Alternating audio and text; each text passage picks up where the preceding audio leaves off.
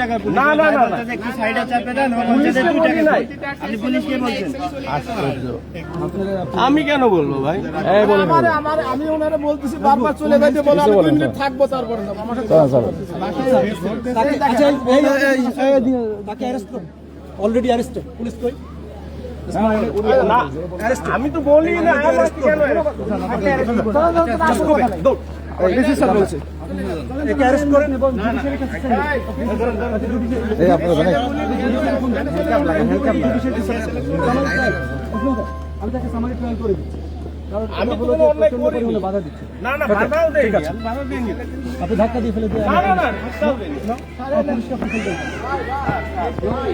Police এখানে সারা রাত দায়িত্ব পালন করছে।